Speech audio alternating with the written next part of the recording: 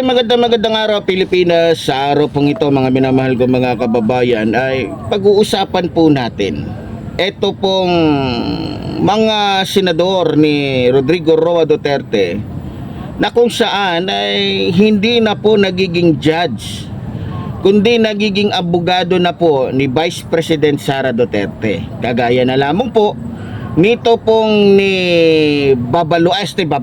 ni Amy Marcos, no? Na ang original ay Lacson, no? Ngayon, para maintindihan po ninyo mga minamahal ko mga kababayan, ito kasi kaya gusto kong pag-usapan natin dahil sa may napanood akong isang video na kung saan ay talagang nakakagigil. At talatang halata na hindi na nagiging judge itong si Amy Marcos, kundi nagiging abogado na, no? Nitong ni Vice President Sara Duterte at sinisikap na basagin ang katotohanan. Sinisikap na wasakin ang katotohanan at ipilit yung kabaluktutan nila. Para maintindihan po ninyo mga kababayan, eto't panoorin po natin. Ang pagkaintindi natin, final ba ito o hindi? Kapag sinabi po kasing notice of disallowance under the joint circular, meron na pong obligation to restitute agad. Tama, final siya sa COA. Pero kahit ang desisyon ng COA, pwedeng dalhin sa Supreme Court para maging pinal na pinal. Di po ba? I-clarify ko lang po, kapag dumating na po kasi sa Supreme Court, ang tanging ground na lang po dyan ay grave abuse of discretion amounting to lack or excess of jurisdiction. So wala na pong kinalaman po yung factual matters. Ganun nga, talaga naman na matters of fact, hindi naman rin na-raise sa Supreme Court. Tama ka doon. Pero hindi pinal. Pwedeng dalhin sa Korte Suprema. At no point at is final. I-clarify ko lang po, yung decision po ng COA to restitute ay hindi po apektado nung pag-file sa Supreme Court. So kahit So yun, mga minamahal ko mga kababayan, kitang-kita naman po natin. Alam nyo, sa totoo lang, masasabi talaga natin na kupal, no? Itong si Amy Marcos. Kasi, alam naman niya yung rules eh. Alam mo, hindi na ako magtataka kasi ito nga si Pia Cayetano, inireklamo nga to sa Committee of Ethics, tama? O Ethics Committee pala, sorry. Dahil nga sa mga galawan nila na kung saan hindi yata nila alam ang ibig sabihin ng pagiging hukom. Ang pagiging hukom ay kailangan ay makitaan ka ng pagiging patas sa iyong mga reaksyon, sa iyong mga sasabihin, sa iyong mga gawa, no? Pero itong mga hudas, mga taksil, mga magnanakaw na mga senador ni Rodrigo Roa Duterte ay talagang nagpapakitang gilas po sa mga DDS na kapareho din nilang mga tanga, no? Ngayon, ang masasabi ko lang dito kay Amy Baba, alam mo, Madam Amy Marcos, isa lang ang sasabihin ko sa'yo, kahit anong gawin mo, wala kang magagawa. Kahit ikaw pa yung pinakamatalinong mataas ang baba sa buong mundo, wala kang magagawa. Hindi mo maililigtas yung best friend mo na kapareho mong buhay pa, nasusunog na sa impyerno. Amy Marcos, makinig ka. Alam mo ba, Amy Marcos, na ikaw din ay malapit ng mabigyan ng leksyon? Pinagbibigyan ka lang muna ng kapatid mo dahil mayroon lang siyang gustong ipakita sa iyo na kung saan na isang araw marirealize mo na maling landas pala ang tinatahak mo. Nakakatandang kapatid ka pa naman ni Pangulong Ferdinand Marcos Jr. pero nagmukhang mas bunso ka pa sa lahat. Dalong unang-una nakikita ng taong bayan, lalong-lalo na ng mga kababayan mo, may sayad ka na rin sa utak. May sayad ka na rin sa utak dahil lamang sa ambisyon mo na maging vice presidente ng isang magnanakaw na vice presidente ngayon. Ginagawa mo ang lahat. Alam ko naman, Amy Marcos, alam mo ang katotohanan Pero dahil sa ikaw ay isang politikong gahaman sa pera at kapangyarihan, kaya ka nagkakaganyan. Dahil sa selos mo sa kapatid mo, sa asawa ng kapatid mo na si First Lady Liza Araneta Marcos, nababaliw ka, gusto mong agawin kung ano ang meron sila ngayon. Pero Amy Marcos, ang tanong, bagay ba sa'yo? Mas bagay sa'yo, Amy Marcos, alam mo kung ano? Magtinda ng tuwalya, ng kung ano-anong punas diyan sa tabi ng ng kanto ng Katimar o kaya ng Quiapo. Marami kang kamukha doon. Amy Marcos. Kaya kumun yung pagmumukha mo. Marami yan. Unang-una sa Malilaso, marami yan. Amy Marcos. Ngayon, makinig ka, Amy Marcos. Kung inaakala mo na maloloko mo, matatakot mo, madadaan mo sa katulonggisan mo o pagiging tuso mo yung mga taong kaharap mo, diyan ka nagkakamali. Kung buhay lang yung tatay mo ngayon, malamang putol na yung baba mo. Mismong tatay mo ang puputol sa baba mo na malasungay yung taas. Maniwala ka sa akin, Amy Marcos. Swerte ka lang at buhay pa yung tatay mo. Patay na yung tatay mo, sorry. Ngayon, kung iniisip ninyo na masisindak ninyo yung mga witness na dadalhin ng prosecution dyan sa Senado, unang-una ko na sasabihin sa inyo, diyan kayo nagkakamali. Dahil unang-una, hindi pupunta yan dyan kung hindi malakas ang loob ng mga yan. Hindi pupunta yung mga yan kung hindi nila mahal ang mga Pilipino. Hindi pupunta yung mga yan kung ayaw nila ng katotohanan. Yan sana ang isipin mo, Amy Marcos. Kaya nandiyan yan, yung mga witness na yan, humaharap dyan, para makagawa sila ng kagitingan, kabayanihan para sa taong bayan. Hindi katulad mo, Amy Marcos. Kaya mong gumawa ng kabayanihan para lamang sa iilang tao katulad ng mga Duterte. Pero mas kaya mong magtaksil sa buong bansa. Ganyan ka katulongges, ganyan kataas yung sungay mo, na kung saan kasing haba din ng baba mo. Amy Marcos, kung hindi ka lang nagme-make up, kamukhang kamukha mo yung mangkukulam na kumukulam kay Cinderella. Yung pagmumukha mo na yan, napapanood ko lagi sa cartoons yan. Lalong-lalo na sa pelikula ni Snow White, kamukhang kamukha mo talaga. Walang pinagkaiba, maging sa ugali na pinapakita mo. Ikaw yung madrasta na maldita, na silosa, na inggitera, na walang magawa kundi gumawa ng mga kagaguhan. Amy Marcos, sige, abogado pa more, depensa pa more. Kala nitong na to, sa totoo lang, pasang-awa nga lang yung pagiging nito, senador nito Ito yung kahuli-hulihang senador na nakalusot. Kung hindi lang nito ginamitan ng pera si George Garcia, hindi makakalusot tong babalo na to. Amy Marcos, o baka nagpaplano ka din na isunod ako kay Mima Alicia.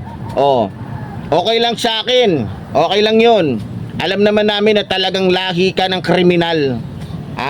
Alam namin yun. Kaya hindi na kami magtataka. Ngayon, sa ating mahal na Pangulo, ang panawagan natin sa ating minamahal na Pangulo, kung pwede, bigyan nyo na rin po ng leksyon itong nakakatanda ninyong kapatid. Huwag nyo nang isipin kapatid nyo to dahil hindi naman kayo iniisip na kapatid nito Kayo lang yung umiisip na kapatid nyo siya, pero itong kapatid ninyo, tingnan nyo naman, mismo siya na ang nagsasabi na adik kayo. Siya na mismo ang nagsasabi na buong pamilya ninyo mga adik. So madaling salita, kaya niyang ipagpalit, kaya niya kayong ibenta, kaya niya kayong para lamang sa mga Duterte. Ngayon, kung nahihiya ka sa nanay mo, Pangulong Ferdinand Marcos Jr., pakiusapan mo na lang si dating unang ginang na intindihin ka rin niya kasi sobra-sobra na yung ginagawa ng ate mo, 'di ba? Wag masyadong mabait sa ate mo. Kailangan turuan mo rin yung ng leksyon yung aswang na yan. Paliguan mo ng bawang. Kasi sa itsura pa lang mukhang ay nako. Pero ganun pa man, mga minamahal ko mga kababayan, ako nagpapasalamat at talagang humahanga pa rin sa ating Pangulo dahil Sa kabila nga ng lahat ng ginagawa sa kanya ng kanyang nakakatandang kapatid, makita nyo naman, di ba? Talagang bibihira sa isang kapatid na mataas ang pisi o pasyensya para sa kanyang nakakatandang kapatid. Pero kung ako yung kapatid nito ni Amy Marcos, matagal nang putol ang baba nito. Kung akong kapatid nito, aywan ko na lang, baka kung saan pulutin to. Talagang ibabalik ko to sa kagubatan kung saan nanggaling tong si Amy Marcos. No, nang sa ganon ay manahimik na yung syudad, hindi na magkaroon ng kaguluhan. Oh, di ba? Ito si Amy Marcos, dapat talaga ito nasa gubat, na ibalik to sa gubat eh. Kasi doon nababagay ito eh, di ba? Oh, ngayon, ang masasabi ko lang kay Amy Marcos, huwag ka nang umasa na maipagtatanggol ninyo si Vice President Sara Duterte o makakatakas kayo sa inyong mga pananagutan. Alalahanin ninyo na para kayong isang puno ngayon na kung saan nalalagas na ang mga bunga pati mga sanga. Si Cayetano, ikukulong na. Si Loren, ikukulong na. Si Jinggoy, si Marcoleta, nakakulong na. O si Cayetano, etong si Pia Cayetano, posible, baging si Robin, posibleng mahuli na rin. Kasi may kaso din ito. O si Bongo, posibleng babaan na rin yan ng warrant para manahimik na rin. Di ba?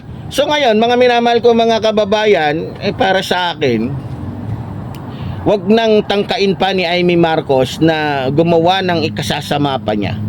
Dahil habang tumatagal, yung tingin ng mga Pilipino sa kanya, pasama na rin ang pasama. Sa totoo lang, yung mga supporters ni Amy Marcos imbis na padagdag ng padagdag imbis na lalong paunti ng paunti. Isipin nyo na lang, mismong sa baluarte nila, dyan mismo sa Ilocos, ang tingin ng taong bayan dyan sa Ilocos kay Amy Marcos, tae na lang. Isang tae na kung saan hindi dapat pagkatiwalaan dahil mismo nga yung kapatid niya, tinrider niya, mismong yung kapatid niya pinagkanulo niya. Paano na lang kaya yung mga kababayan niya? Kaya nga, para sa mga Ilocano, ito yung nagpapatunay na si Amy Marcos talaga, talagang ito yung uri ng isang Ilocanong traidor. Dati kasabihan lang yung salitang pag Ilocano traidor. Dati hindi ako naniniwala kasi sabi ko nasa ugali ng tao yan eh. Pag talagang traidor yan kahit ano pang lahi niyan. Pero ngayon mukhang naniniwala na ako na talagang dyan sa Ilocos talagang may tao talagang traidor. Pero hindi lahat, no? Iilan lang siguro. Kasi kung marami sila, di dapat maraming matutuwa kay Amy Marcos. Pero dahil sa pagtatraidor ni Amy Marcos kay Pangulong Ferdinand Marcos Jr. at maraming nagalit, so ibig sabihin, marami ang hindi traidor. Di ba? So kaya sa mga taga Ilocos, mga Ilocano, sa totoo lang, pag nakikita nga daw nila ito ang sarap dumampot daw ng batot, ibato sa ulo nito ng matauhan nitong si Amy Marcos. Kaya lamang, meron silang alam na yung nagsalita nga lang daw dati na isang personas pinatumba agad ito ni Amy Marcos. Ano talaga to, may pagka ugaling hayop, ugaling talaga. Talagang walang pinagkaiba kay Vice President Sara Duterte na kung saan itinuturing na presidente ng mga DDS na tanga, mga bobo, walang alam, no? Ngayon, mabalik tayo dito kay Amy Marcos. Pag itong si Amy Marcos, isang araw makikita na lang niya na wala na sa tabi niya si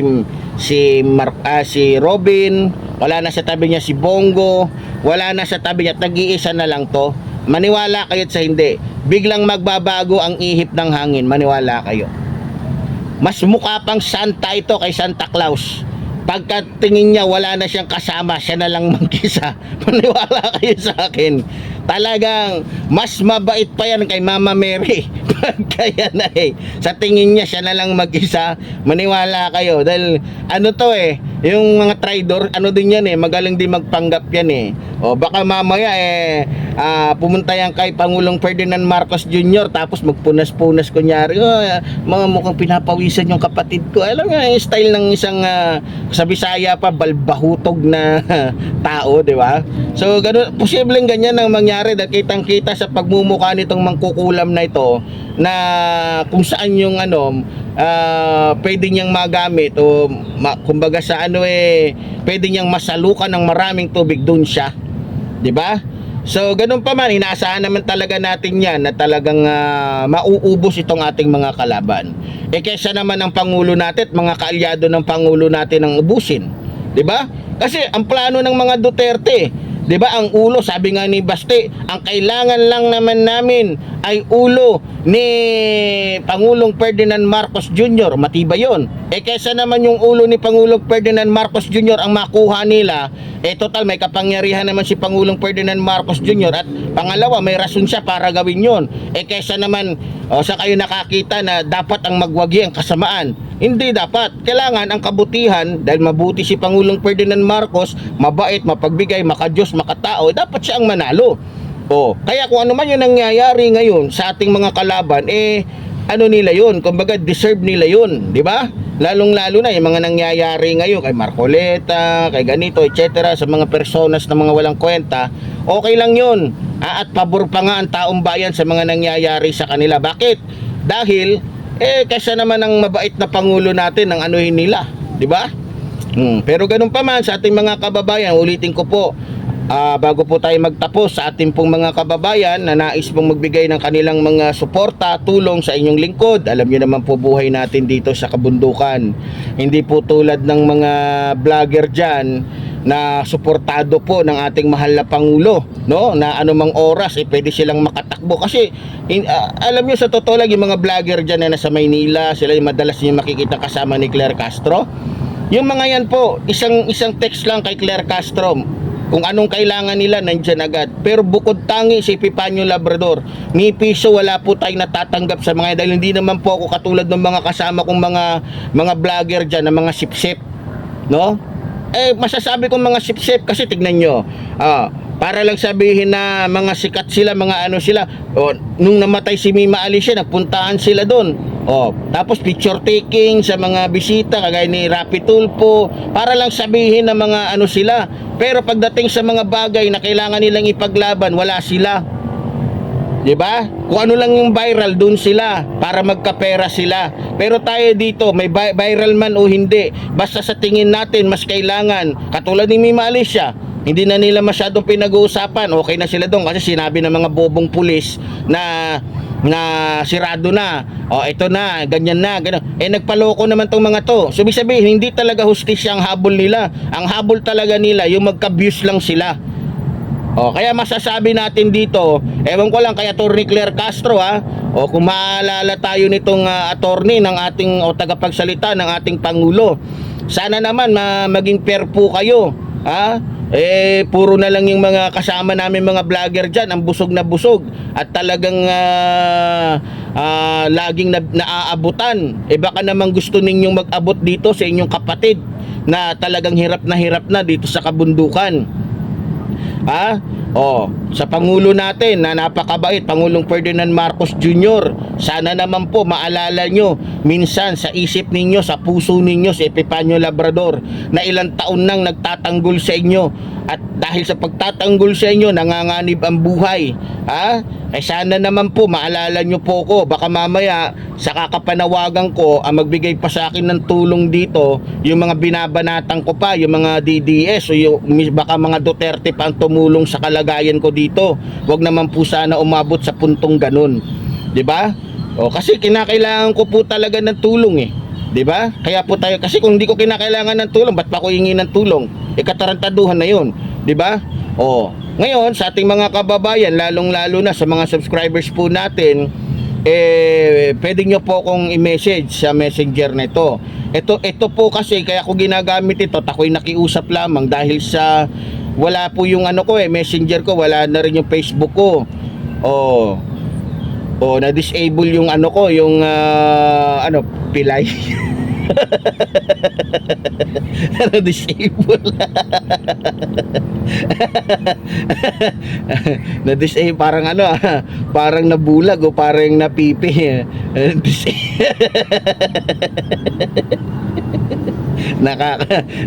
Okay mga kababayan, sa mga gusto pong magbigay ng tulong, pwede nyo po kung kontakin sa messenger nito. Pero kung tinatamad po kayong makipag-usap sa akin, ito po yung number po ng ating GCash. So yung GCash po tsaka yung kokontak, iisa lang po yan. Noon pa man, ito po ang aking tagapag-receive ng tulong mula sa mga kababayan natin na mayroon pong gininto ang puso. So muli po, tulad po ng sinasabi ng lingkod, mabuhay po ang ating inang bayan, mabuhay po nagmamahal sa ating inang bayan. Maraming salamat po.